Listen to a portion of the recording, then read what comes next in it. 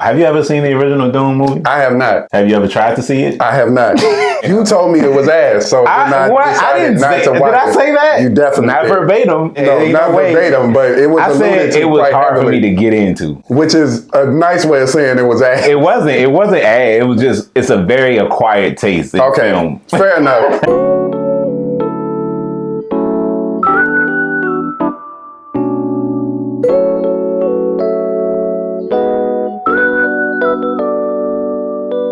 Hey, what's going on, y'all? Welcome back to Cinecism. I'm Eric. It's your boy Dante, man, and today we're going to be doing a review on the 2021 Dune remake. The Dune remake is a retelling of the story. It's basically about a couple of warring factions that are fighting for control of this planet called Arrakis, which homes this special substance, kind of a natural drug, basically, that it not only extends like people's lives, but it gives them other superhuman abilities as well. And this planet is basically covered in it. It's called spice. And the reason why they want it is because it's fuel. That's why the planets are wanting for it. Mm-hmm. The people on the planet protect it because of the longevity in life and things like that, and the holistic healing aspects. But the Emperor and shit, they want it because it fuels the ships and all of that, and the interstellar travel. Yeah, protected by this another race known as the Fremen, who have been, these people have been exposed to it so long, it turns their eyes blue. They're like a space political union almost, like, you know what I'm saying? It's like a community, but it's a lot of interstellar political fuckery going on, where the Emperor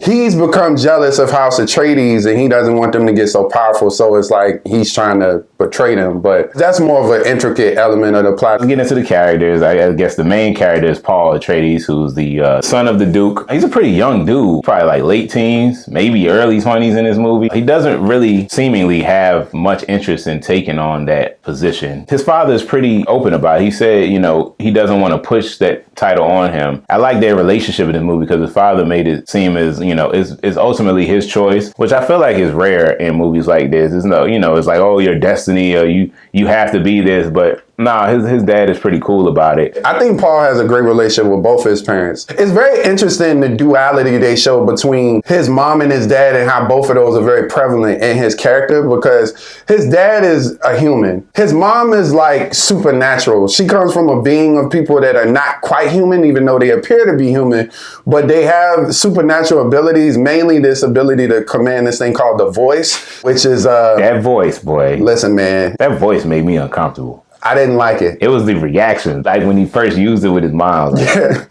I don't like this. Have me the cup. I was like, do it gotta suck in? Was like, you know how you change the voice on certain things to be like Morgan Freeman or something? That thing is harsh, man. It's very sharp commanding. Basically, you can make somebody do something by controlling this entity. I like how he kind of walks that line between both of those worlds. He does seem to have this grand destiny, and it's supposed to be a prophecy in his mother's people's lore that this chosen one that's supposed to be able to blend together both worlds and all these worlds together. So he's got that destiny. The Avatar. Yeah. And then throughout the movie, he's also having these visions of Arrakis, which is very interesting. And specifically this girl, who will come later to know is Shani. He keeps seeing her, and he keeps seeing these visions of things to be, and he's not quite sure if it's real visions, if it's actually accurate, or if it's just kind of interpretations of what could be. But that's what it seemed like. It was hard to perceive it. In some occasions, it seemed like events that were to happen in the future, and then it was like you said, it seemed like events that were happening alternative to how they actually happened too. So it was interesting. You know what I liked about him as a main character? He didn't feel whiny to me like how some of these are, you know, when they don't know what all is going on. It's kind of like, okay, I'm experiencing these things. What do I do to like protect myself and protect my mother? I thought that was kind of cool. He didn't feel weak. You know how sometimes these characters feel weak until they get to a certain point. Mm-hmm. I mean, he was cold with the hands like the whole time. You know, it actually made a lot of sense because he was really capable. Yeah. And you thinking in your mind like, oh yeah, he has been training his whole life. They trained him in combat. He knows how to fly planes. It makes perfect sense with the narrative that he would have these abilities. To be a suitable leader, it would make sense for somebody to have been trained from birth to be a capable leader. So let's talk about the parents as a combo, I guess. Okay. We already touched on his dad. He's like a pretty stoic leader, but he also has like a very close relationship with his son as well. He's not like a cold-hearted type fatherly figure. Him and the mom's relationship is interesting too, because because it's like she's not his wife, but they, of course, birthed a child together. I did not know she wasn't a queen until probably about midway through the movie, because they don't mention it specifically up until a certain point, but obviously up until that point you would just assume that she was his wife and the queen, but she's actually his concubine. So they don't share a whole lot of scenes together either. I felt Paul and the dad share a decent amount of screen time together, and the mom and Paul share a lot of screen time together, but you don't see a whole lot of them as like a family unit. From a perspective of the narrative, that actually makes sense. Yeah. Because they're not a family for real. Yeah. In the rare instance that they do share scenes together, the mother and the father, you do see that they love each other. Yeah. And then he made the comment that he should have married her, which I wonder, I would have liked to have gotten more information about that. And I'm sure there's more information in this in the book, and we might learn more about this from a movie perspective later. I know that they mentioned the whole thing about her supposed to bear him a daughter in an attempt to make this chosen one or something like that. Yeah, that was another thing. They were intentionally like trying to breed a certain, what's the word? Neo.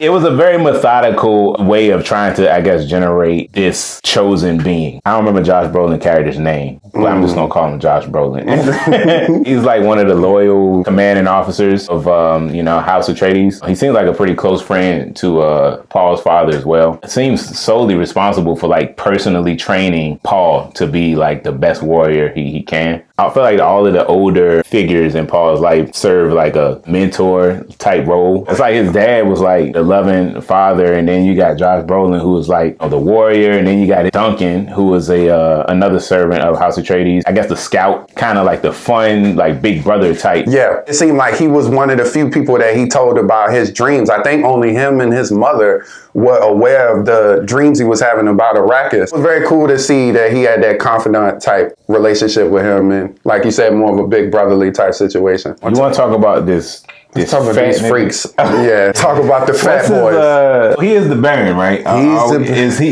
that his?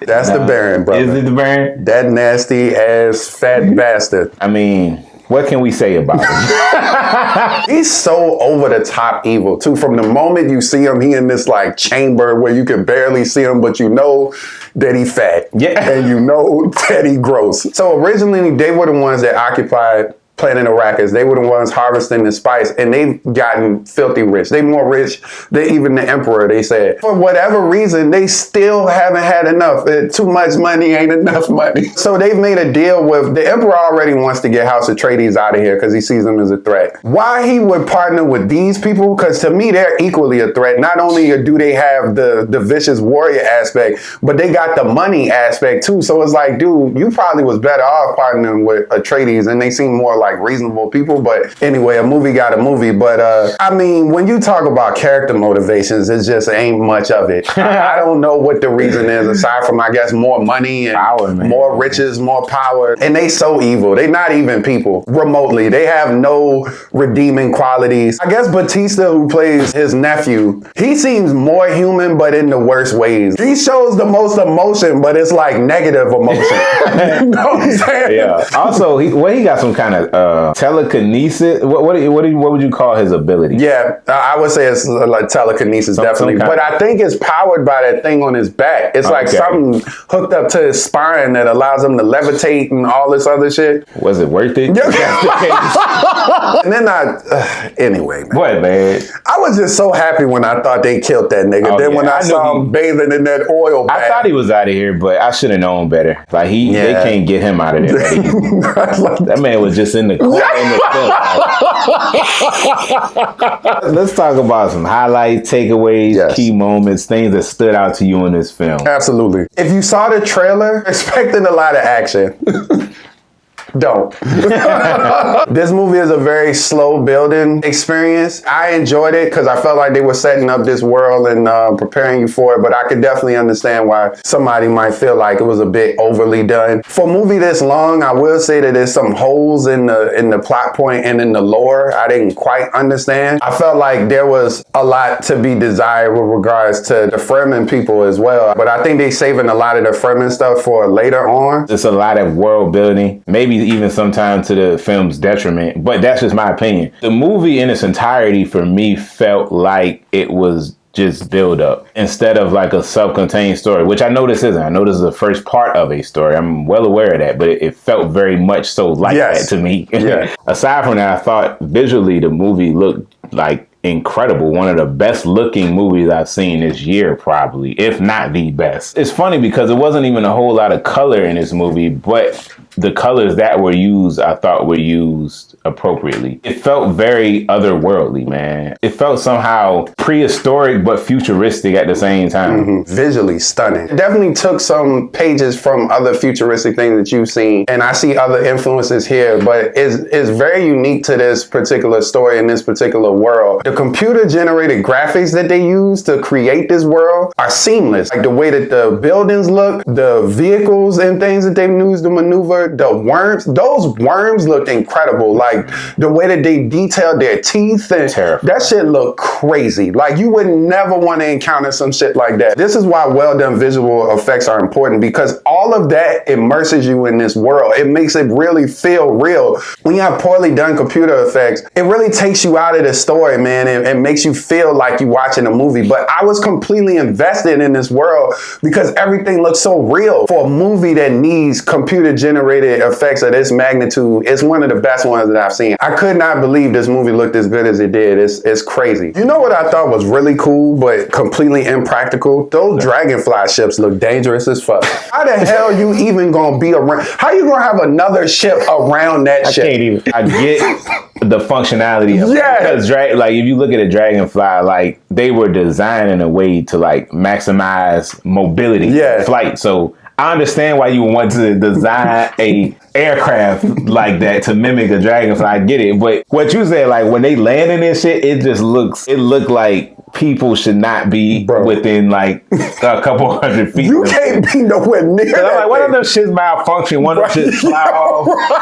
I mean, it looked crazy. I mean, I'm sure they're used to it by this, at this point, but they need to be some kind of fail-safe or precautions in place or something, because people were walking around way too casually with them shit. I will say that this movie has, the acting is great. I mean, you wouldn't expect anything less from this caliber of actors, but it's definitely a general theme of the character's delivery, which I think is just for the world, you know, the world that they're in. But everybody got a pretty much stoic presence. I say with the exception of Duncan, Jason Momoa's character is the most lively and exuberant character. Everybody else is basically the same. They're just very monotone and low talking. And you know what? I will say, with that being said, it actually kind of made sense for this royal family and all of them to be like very this. Regal. Like, but it was weird to me that Duncan wasn't like that. It was just, he just stood out. That man, like, he just like have a good time. And I think that's what it is, because you mentioned that he was kind of like a scouter. And I think he's a traveler. So because of that, he's seen so many different worlds and things like that. So I think because of that, his personality reflects a more worldly like view.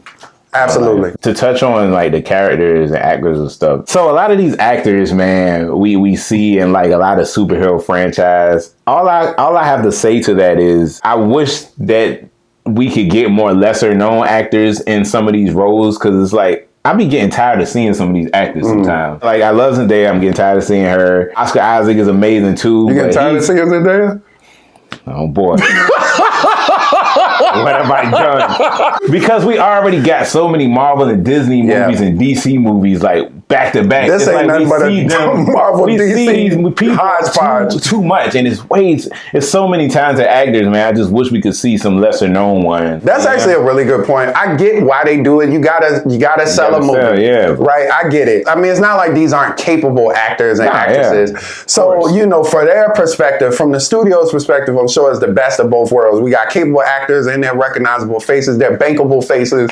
So they trying to sell a movie. But I agree with you, because it do seem like it's a lot of the same people circulating. I mean, in this movie alone, we got about three Marvel people. Batista, from Marvel. Zendaya's in Marvel MCU. Oscar Isaac was in X-Men. Josh Brolin was in Deadpool. Was Thanos. Yeah, and he was Thanos. So we got three MCU people right in here. Yeah. Jason Momoa, who was Aquaman. All these people from all these superhero or comic book franchises, man, it'd just be nice to see more fresh faces. It's very funny that they marketed this movie very heavily with Zendaya. Zendaya's not really in this movie. Not like really. at all. I mean, not as far as like a primary role. She's not a character. You see her a few times throughout, but not a whole lot of speaking. No. Like, you don't see her really talk to like the end for real. Yeah. Like in full sentences. Right, exactly. Right. Outside of Vision vague talk. Yeah. But I thought that was very interesting. That's why I was saying, like, the trailer for this movie is very misleading. But when you see the movie that we got, you couldn't even make a trailer for this and it'd be interesting. Because the actual movie, like I said, is a very much of a slow build. It's a talking movie. It's a world building movie. It's hard to keep up with at times. Yeah. Like who's who and what people's motives are. Yeah. It's a lot to fully enjoy and appreciate this movie. I might have to watch it again. If you have not read the book and this is your first introduction to Dune, which it was my first introduction to Dune, I never seen the 1980 version. It's kind of overwhelming in a sense. Like, I never felt like, and you mentioned Star Wars, I never felt like Star Wars threw all of this world at me at once. And that's what this movie did. I felt like it had to build this House Atreides. Then every time you look, it's a new person on the screen with a new world and a new race of people. And you're like, okay, who is that? And what are they? And who are they to them? And what are they doing here? And you're going to have to pay closer attention near the beginning of the movie to like the relationships between the different races to, I feel, really appreciate or understand the consequential events that take place like near the end of the movie, in the middle of the movie. So you also mentioned a very good point about this movie feeling much like a part one. I'm not the biggest fan of that, and I'm gonna be honest. I do like when movies can stand alone on their own, and I don't really like when movies bait you in to come to see the rest of the movies by showing everything interesting is gonna be later. And that's what I feel like these visions were. It was like, all right, it ain't lit now, but it's gonna be lit. You see him with the blue eyes. Right? He gonna have blue eyes at one point. A lot of the more interesting stuff seems like it's gonna come in the later films, and I don't necessarily like that feeling, especially when I sat there for damn near 3 hours and felt like it wasn't a whole lot going on. I think the next couple versions of this movie are gonna be very interesting, especially now with him living amongst the Fremen people, and then of course now we're gonna get to see him, I'm sure, fall in love with Zendaya's character, and all of that's inevitable to happen. Yeah, so it definitely set up some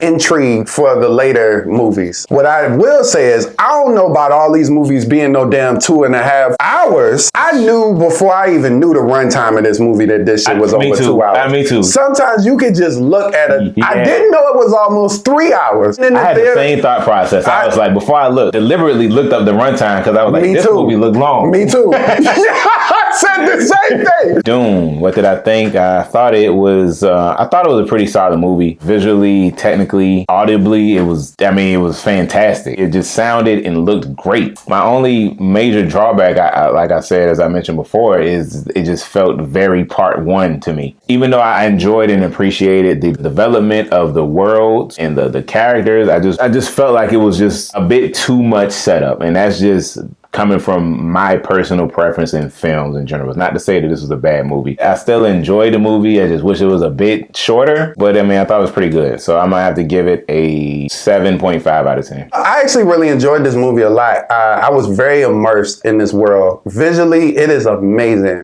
For a person who was unfamiliar with Dune, this being my first introduction to Dune, I will say that it was a lot to take in. It wasn't as digestible as I might would have hoped. Everything from the language that they use, the words, like it's not very pronounceable things that they call shit here. It's definitely got an outer worldly type of language to it, but not all of it is very repeatable. And I found myself trying to figure out what things were called. I think they did a very good job setting this up for the future. I'm intrigued for where it's going to go from here, but I wish that this first movie would have had a bit more to offer. A lot of the more interesting aspects happen near the end of the movie. Overall, I'm going to give this a 7.5. This movie is not going to be for everybody. I will preface and say that. If you're expecting an action-packed blockbuster, you're not going to get it here. This is a character movie, it's a world-building movie, and it's a slow build, so you need to be prepared for that. But it's a lot here and to offer, and I say at least from the visual aspect, that in itself is worth checking it out. Hey, thanks for tuning in to our review of the 2021 remake of the classic classic film Dune.